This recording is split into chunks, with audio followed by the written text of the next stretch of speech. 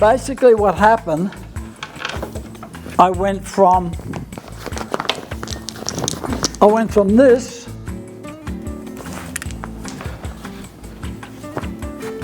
to this. Any questions?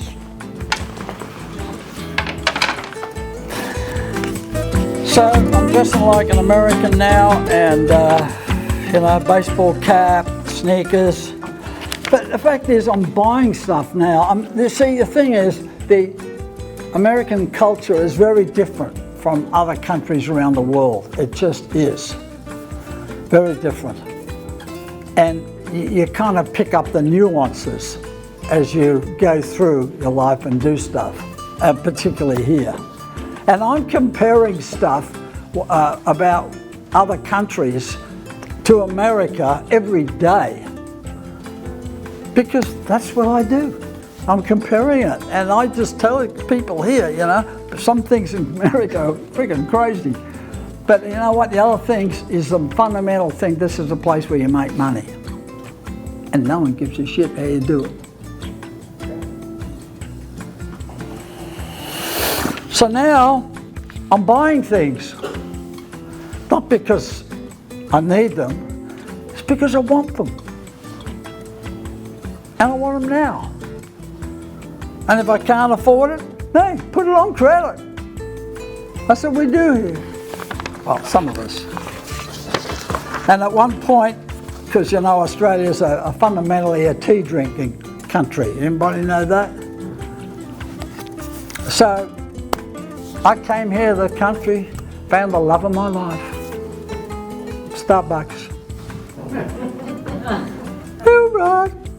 So now I can't go anywhere without my coffee cup. Those paper cups. Always got to be a double cup. You got to wash it. So doing that, and the biggest thing I noticed when I got here, though, was some of the elements of the society. And I noticed that everyone was walking around with a bottle of water in their hand. And I was thinking, Jesus, what's up with this? I said, must be a water contamination scare, because everybody's running around with a bottle of water. I mean, I've seen this in other countries, so I thought, oh, this is happening here. Or there's been running around like a country with third world rationing, hang on to your water, So that was the thing that I had to come to terms with. But what happened, when I came out of the airport, I was thirsty, and I went into a store down the road, Century Boulevard. You know where that is? Right down the middle of LA. And there was a Jack in the Box, I think it was. And I went there and I said, I was just fresh off the plane, and I said, the guy said, what do you want? And I said, I'll have a drink of water. I'll have a drink. He said, what size? Oh, it's just a small. And he said, what do you want? I said, oh, that flavour there. So he comes back with a cup this size. I said, hang on. I said, I want a small. He said, that is a small. I said, okay. So I got introduced to the consumption factor here. Does everybody know that Australia drives on what side of the road? On the left side. So guess what issue I had when I came here? There's an old thing that we all do. We drive into a gas station, a petrol station, some people would call it. You fill up your car, you get all that done, and then you take off into the exit of the gas station. And guess where your mind is? It's on where you're going. So I just roll out of the gas station and turn left straight up the road. I don't know how many people to this day are still getting out of hospital from the state of shock. So, the society is a lot better now because, I'm used to that after 30 years. But the issue is, if I go back to Australia and jump in a rental car, I'm in deep shit. because they ain't going to come back to me like that. It's just not. So now I'm driving like everybody else. You know, I'm driving in the slow lane. What's the slow lane? The one on the left? That's where all the traffic builds up, the slow lane. But now I'm doing turns without a turn signal. That's optional apparently here. You tell me you drive down the road, all of a sudden the car turns that way, whoa! You know, when I had some visitors from Australia, they freaked out. Apparently it's optional to even stop at amber lights these days too, I hear. So that's another story. But I'm giving you my impression of what happened in this transition period.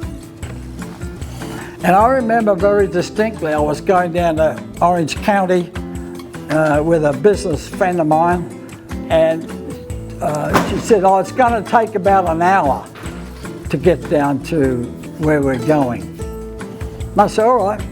So all of a sudden she's on the phone, driving, you know. Oh, just a minute, I've got to take a note. So I get a pen out here. She's got a notepad on here. She's writing with the thing. She's got a coffee between the legs and a parking pass on her teeth. Well, I don't know if that's dangerous or not, but to me it didn't work too good. And then I had the issue with going through. I didn't want to confront people into a store because people have a problem understanding my lingo.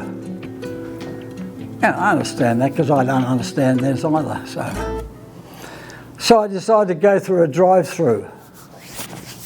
Well, you got a guy from Mexico on one end, you got a guy from Australia on the other end. It's just not going to happen. We ended up with the wrong. Never mind, it's another story. So that ended that. But I'm talking. Sometimes when I talk about car issues, you know, you talk about who knows what a trunk is. You know, a trunk and a boot. You know what a boot is? Trunk. Yeah. So all of a sudden now we got a confusion. When I talk to people, oh, it's in the boot. No, in your car boot. Oh, that's the trunk. Oh. And then when you check the oil, it's in the hood. I'm not talking about the neighbourhood. I'm talking about the hood. Oh, I can't, it's too hard. So we got involved with that. But the biggest thing I found is when I talked to some of the society. And everywhere I walked, there was these signs called restrooms. And I think, how come Americans have to have us rest all the time? What's with this resting? So we got into that, and the guy said, no, it's a bathroom. I said, well, geez, that's even worse. Everyone's going to have a bath? This was right in the beginning, and people had to explain to me that in Australia we just call it a toilet. Dunny.